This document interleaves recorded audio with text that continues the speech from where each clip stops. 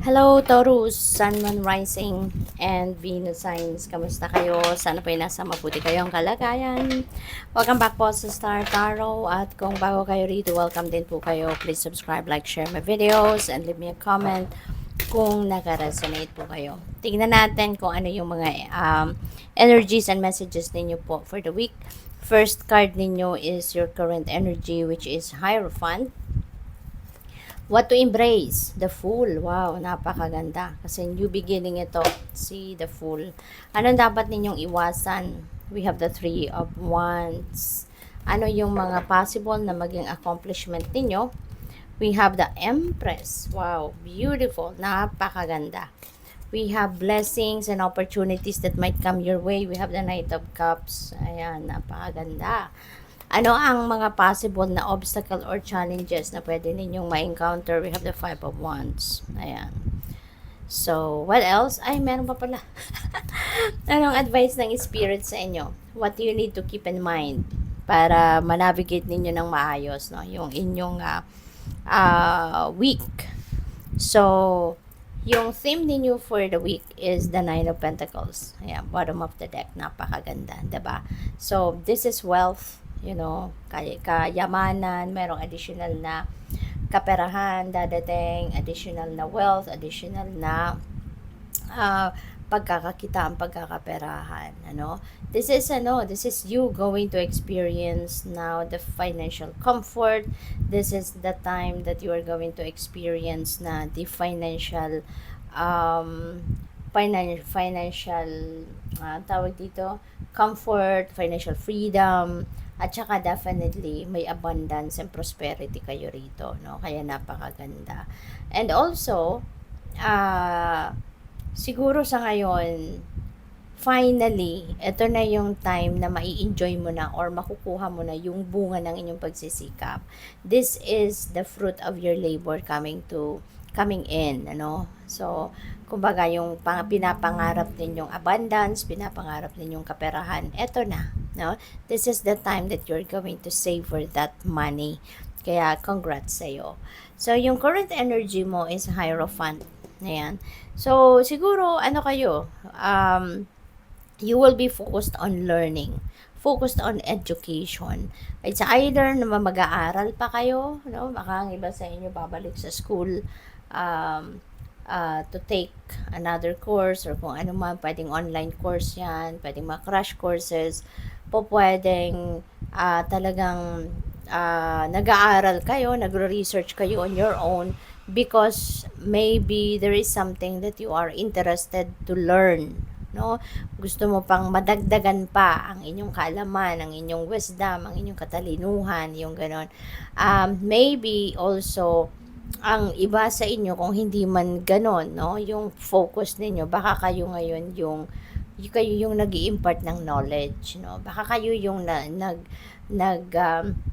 nagtuturo, nag-share ng inyong wisdom, nagtuturo ng inyong kaalaman sa ibang tao. Pwedeng kayo ay isang teacher, pwede kayong mentor, mga spiritual counselor, baka yun ang trabaho ninyo or yun ang ginagawa ninyo, You are sharing your what you know, sa ibang tao.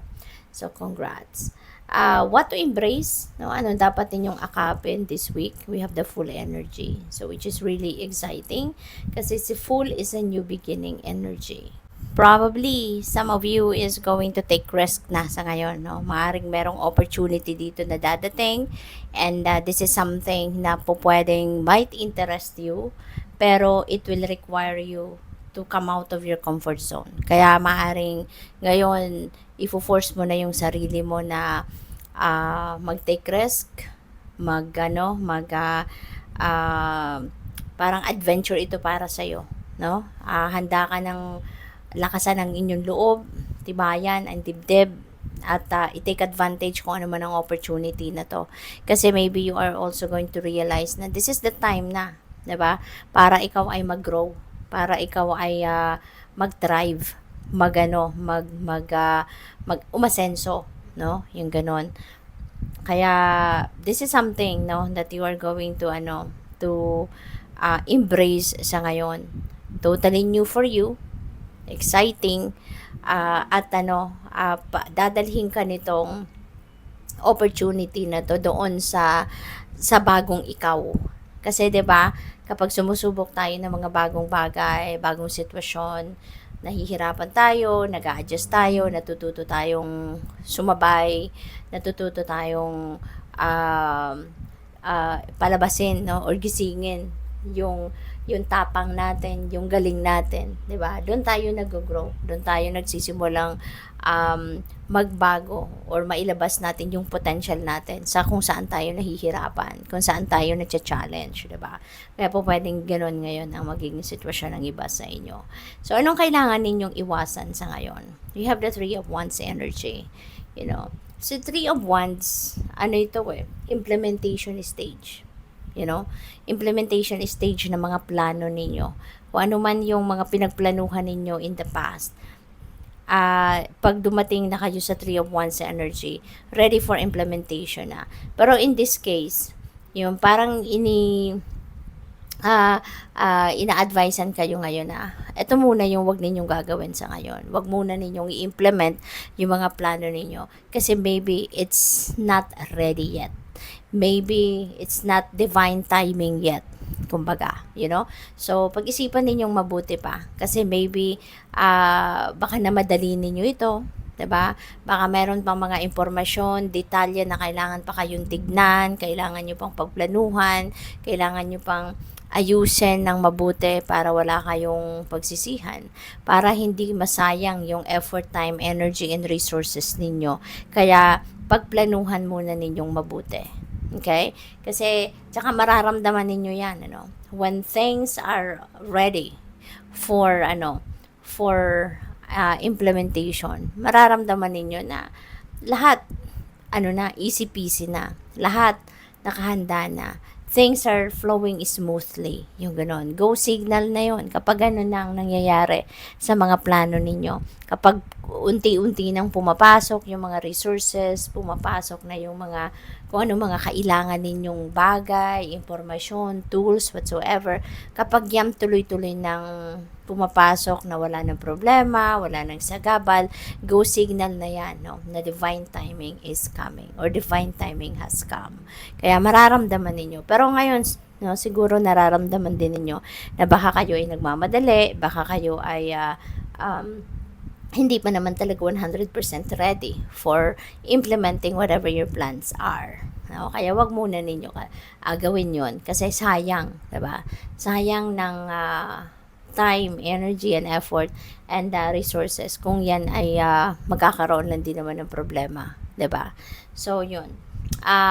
Anong mga possible na mga accomplishments ninyo sa ngayon? We have the Empress. So, napakaganda rin ni Empress, no? Kasi Empress is very abundant, prosperous energy. So, maaring meron kayong mga ginawa na in the past. Nagkaroon na siguro kayo ng ginawa at trabaho man yan or meron kayong business na pinutap in the past. So, siguro ngayon, merong babalik na risk na sa inyo, return of investment. Maaring meron ditong kaperahan ng dadating sa inyo or kung hindi pa man, baka opportunities ito. Baka oportunidad ang dadating sa inyo wherein ito yung magdadala sa inyo ng kaperahan, ng abundance, ng prosperity, yung ganon. At maaring yun ay bunga din ng inyong pagsisikap, 'di ba? Maaring talagang in-applyan ninyo yan, 'di ba? Pinag-aralan ninyo yan, yung mga ganon. As in pinaghandaan ninyo. Tapos ngayon, yun. So, mapupunta din siguro sa inyo kung ano man yung in-applyan ninyo, ano man yung pinag-aralan ninyo, magkakaroon na yan ng bunga. So, Knight of Cups, this is the blessing, no? Blessings and opportunities na pwedeng dumating sa inyo. Si Knight of Cups, this could be an offer, pwedeng offer ito of love, pwedeng offer ito pwedeng merong mag-o-offer sa inyo ng trabaho, pwedeng mag-o-offer sa inyo ng career, career path or business opportunity or whatsoever, there is an offer. Pwede rin dito na merong lalapit sa inyo at hihingi ng apology or mag-apologize sa inyo, hihingi ng inyong kapatawaran. Maaring ganun din ang ganap. Or pwedeng meron kayong bagong kaibigan na makikilala sa ngayon or bagong business partner na makikilala sa ngayon. So, possible din yan for some of you. So, yung obstacle natin, yung posible na maging obstacle or challenge na ano ninyo sa ngayon, may encounter ninyo sa ngayon is the Five of Wands. Si Five of Wands, conflict ito. Pwedeng conflict ito sa sarili ninyo mismo or conflict ito with other people. Baka merong mga tao dito na katrabaho, kapamilya, na maaaring hindi supportive sa'yo. Hindi supportive sa gusto mo, hindi sila nag-a-agree sa gusto mo, hindi sila nag-a-agree sa opinion mo. Yung mga ganun ba? Kaya maaaring merong kayong diskusyon, maaaring meron kayong pag-aaway, alam mo yun, yung hindi kayo nagkakaintindihan. So, pwedeng may ganong sitwasyon dito sa inyo. But not for everyone, so, what else? Four of Cups. Ito yung advice sa inyo ng universe, Ito yung dapat ninyong alalahanin, i-consider na gawin this week, para maging maayos ang iba't ibang sitwasyon ninyo sa buhay. Four of Cups, meron ditong offer sa inyo.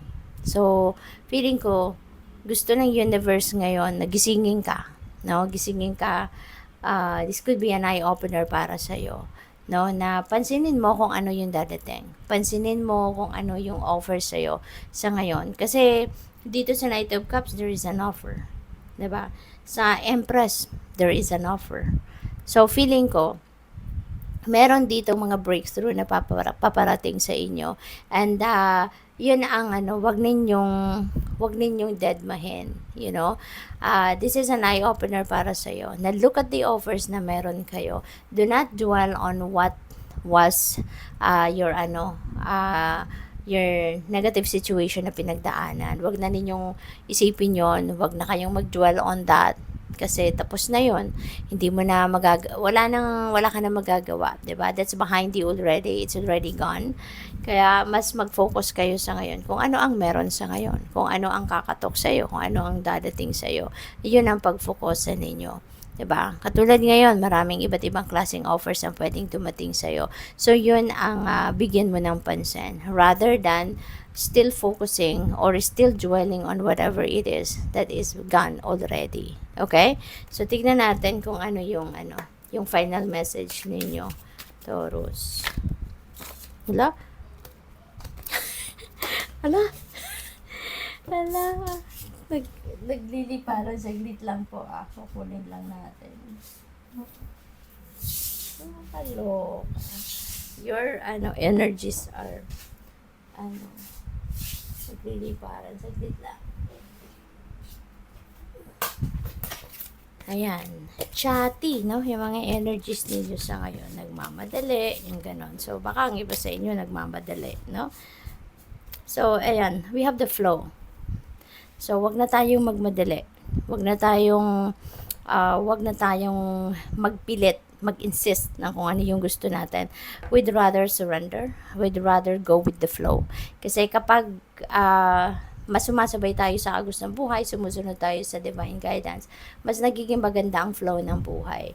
Mas nagiging maganda ang pag-unfold ng mga sitwasyon natin sa buhay. Okay? Kaya mas maganda susunod na lang tayo. Para hindi na tayo may stress, i-offer natin ang lahat sa universe at makinig tayo sa kanyang gabay para nang sa gayon, we will be in sync, sa kung ano ang gusto niya, sa kung ano ang plano niya. 'Di ba? So we also have activation. Ayan. So now is the time also na siguro eventually you will be inspired, you will be determined and focused on what you want to do. And hindi lang ito yung magpaplano ka, but also nasa isip mo din, nasa kalooban mo din, na whenever you are ready, diba, with your plans, kung na-concretize mo na yung strategy mo, yung plano mo, anytime na matapos mo na yon and you feel like the conditions around you are perfect na para magsimula ka ng magtrabaho or simulan mo ng gawin ang mga gagawin mo para matupad na yung mga goals mo, yung mga pangarap mo. You are ready for it. No? So, nasa isip mo, at the back of your head, you are ready. So, which is really good. So, good luck sa'yo. Thank you for watching. Love and light. Namaste.